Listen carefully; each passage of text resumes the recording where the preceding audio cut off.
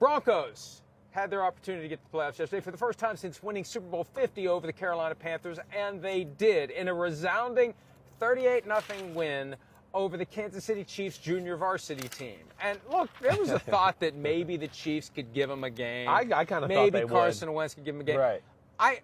It almost felt like the Chiefs laid down the sword and said, we'll take, because we'll let you in. We don't want to deal with if the Bengals. If the Broncos lose that game, then here come the Bengals. Right. And Chiefs fans always go crazy when I say, you don't want the Bengals, you don't want the Bengals. And I always believe that fans get the maddest about the things you say that they don't want you to say because they don't want to think about it. And they would have had to deal with Joe Burrow, who reaches a higher level of awesome in the postseason. Now, worst case scenario, they got to deal with the Broncos, who almost beat them at Arrowhead Stadium, but they'd rather deal with the Broncos than the Bengals. I think so. I mean, the Chiefs aren't going to run away from anybody, and I think their number one goal is just to be rested and healthy for the divisional round.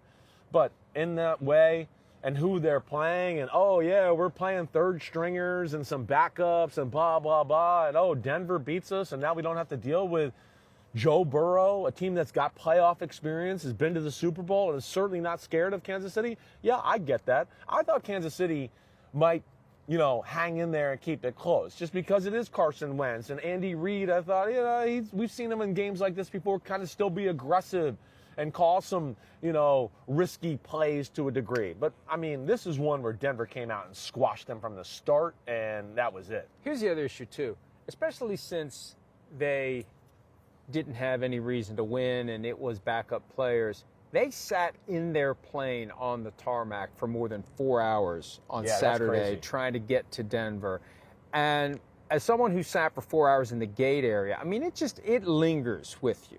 It's probably lingering with me today. I mean, the whole day seems like a blur. Right. And if you're caught on a plane, you're a big guy, and you're in that seat, and they'll always tell you, please remain in the seat with it's an active taxiway, you got to leave your seatbelt on. It gets old. Not on a chartered plane. That's the good thing they have. Yeah. That's the good thing you have, because you're right. FAA regulations don't apply on a chartered plane. That one is your plane for the day. Yeah, it doesn't. That is tough. It is tough, and I'm always sick of that. Like, we pull away from the gate, and you're going to make me sit in a plane for 3 hours? Like, we can't just go sit in the gate area and go, like, eat food or, like, be a little casual? I can't imagine. Crazy. I can't imagine you fitting any part of your body in an airport bathroom. I hate, and I'm what, 70% your size?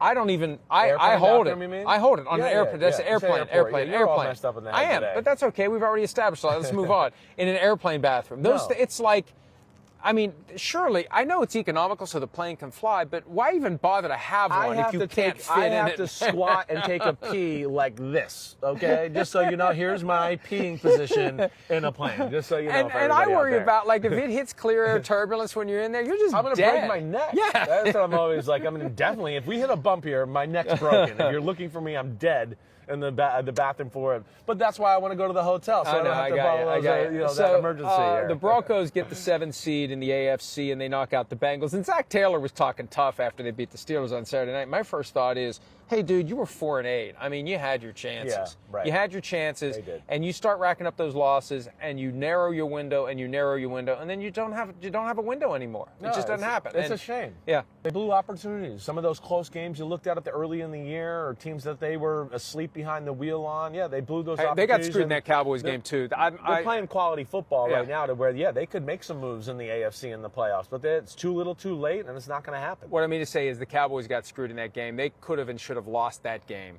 And yesterday would have been academic by then. But regardless, they're a team to watch next year. If they take care of their business, they probably won't pay T. Higgins. They'll let him become a free agent. They've never kept a franchise tag player beyond the 1 year after his franchise tag. Carl Pickens is the only one that got a long-term deal, and they cut him after the first year.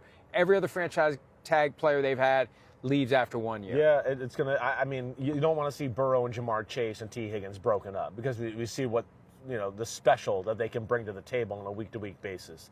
I have a hard time thinking, though, they're going to be able to keep both. I mean, T. Higgins is a guy that I would think certainly flirts with getting close to $30 million a year, and then you're going to pay Jamar Chase basically $40 million a year when it comes to that. And then Joe Burrow, that's the thing. They're going to have to find another T. Higgins in the draft. Exactly right. They're going to have to find a new way. We'll see where it goes. It's unfortunate we won't see them. It would have been amazing to see Burrow, Josh Allen, Lamar Jackson, and Patrick Mahomes all on one side of the playoff bracket. clearly the 4 best quarterbacks in the game right now. They stand alone. We all wanted to see that. But, hey, the big thing is Sean Payton, year 2. Like, this was a victory whether they went to the playoffs or not. I mean, they're still paying Russell Wilson $40 million. They didn't get to do much in free agency last year. They had a rookie quarterback. They're going to the playoffs. Started 0-2 also. Started 0-2. He's played awesome. And it's like, hey, Denver, you have your franchise quarterback for a long time. So there's so many positives there. And then in the game itself yesterday, I know that Kansas City laid down to a degree, but man, did Bo Nix look good.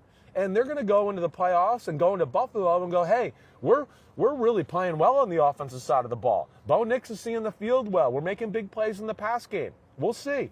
We'll see. Their defense has got some talent there as well. They're going to have to be able to run the ball a little bit on Buffalo in that matchup. That'll be a key to their success. Because if you just try to throw the ball consistently on Sean McDermott defenses, he's too creative in that aspect. We see when they have issues is when they have to start worrying about the run, then they don't have the secondary personnel to match up and play man-to-man and be a little more aggressive that way. That's a problem with them. And with Sean Payton and his ability to draw up game plans and a few, plays in the dirt that you don't prepare for or have no idea they're coming, they're scary to come to town with this group right now because they got nothing to lose. They're playing with house money, like you always say. Hi, it's Mike Florio. Thanks for watching PFT on YouTube. Hit subscribe for the latest news and analysis from Pro Football Talk.